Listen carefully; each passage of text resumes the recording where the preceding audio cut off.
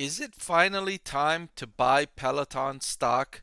Of course, this company thrived during the earlier stages of the pandemic when people were locked down at home, gyms were closed. If you wanted to exercise, Peloton's interactive exercise equipment was a great option for many folks, and sales exploded. But now that economies are reopening, Peloton is finding it difficult to find growth. So in this video, I will answer if Peloton stock is finally a buy. I'm going to look at Peloton's financial metrics to determine if it is indeed a buy right now. So let's get into it. Starting with Peloton's revenue growth over the trailing 12 months, look at how much revenue exploded in the aftermath of the pandemic here in 2020. Revenue went from just around $1.2 billion and it exploded all the way over $3 billion in a little over 1 year. Now that economies reopened and gyms have reopened, Peloton's revenue is falling from a peak of over 3.7 billion down to 3.052 billion dollars. Now, the good thing about Peloton as an investment is that when people buy Peloton's bike or treadmill, it comes with a subscription to Peloton's interactive classes, whether it be live or recorded. So it's not like people buy Peloton's bike for a one-time price and then they don't pay Peloton any revenue after that. That's not the case. People buy Peloton's bike and then they also pay a monthly subscription fee for as long as they're a member. And Peloton's membership retention rate has been extremely high, because after all, if you pay thousands of dollars for a bike or a treadmill, you're not likely to cancel that subscription of $40 or $50 per month, right? Because you already made that big several $1,000 investment for the bike. You're going to want to keep that monthly subscription, otherwise that bike or treadmill becomes less useful. So they've done a good job retaining customers. It's just been difficult for Peloton to attract new customers now that gyms have reopened. So here I have several key metrics for Peloton. Its cash position is 871 million as of its most recent update. It has had to borrow a lot of money to stay afloat. It now has debt of over 1.5 billion dollars, and it has inventories of 790 million. That's been coming down. It had peak inventories of over 1.5 billion at one point, and now it's brought that down to 790 million.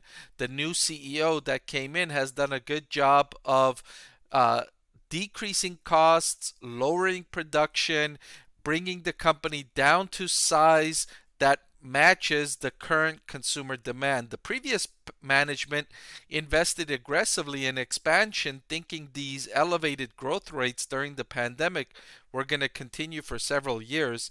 The new management, the new CEO that's come in, has had to fix a lot of the errors the previous management made, and so far the current management team has been doing a solid job, as evidenced by the declining inventory levels and still solid revenue level despite declining consumer demand.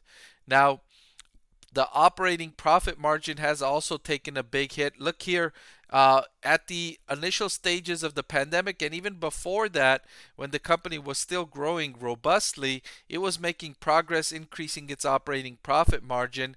And then all those major investments during the pandemic have brought its operating profit margin way down to a negative 43.43%. Now, this is a result of Peloton making investments in in manufacturing capacity, in its fulfillment fleet, in its delivery fleet, in expanding to new geographies, in research and development for new products. It made investments in several categories all at once, and it was just too much too soon for Peloton. So if you look at Peloton's cash flow from operations for the trailing 12 months, again, a big drop in the aftermath of economic reopening. And now it's beginning to recover, right? It was losing 2 billion at one point in a trailing 12-month period. It's brought those losses down to just 1.3 billion in the trailing 12-month period. That's roughly a pace of about 100 million per month in cash outflow. And if you look at its cash position, it's got 871 million in cash. So it's got about 8 months of time at this rate if it keeps losing cash flow from operations at this rate. But the good news is that the cash flow from operations is improving. It's making progress, and the company does have 790 million in inventory that if it really needed to raise cash, it could discount these inventories to get them off their shelves and into consumers' hands, and that way they can raise more cash to give it more time. So it's really a race for the current management team to lower expenses as quickly as possible and for it to get sales up and get through that inventory as quickly as possible. Some of these expenses are longer term contracts the company has signed, so it's harder for Peloton to reduce those. It can't just snap its fingers and cancel these commitments. It takes time to work through these commitments, or Peloton will have to pay a cancellation fee to cancel these commitments early.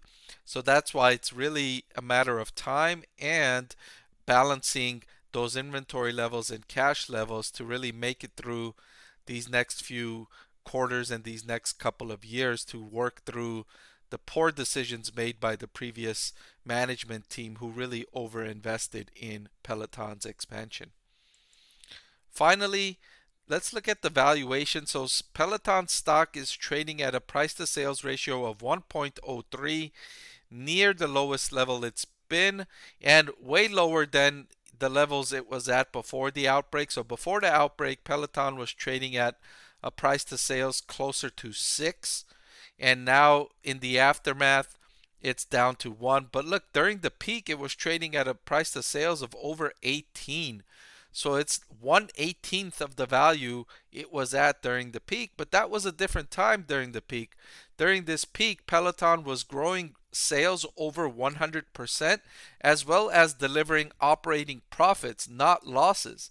Now its sales are decreasing year over year and it's generating massive losses in terms of cash flow from operations and operating income.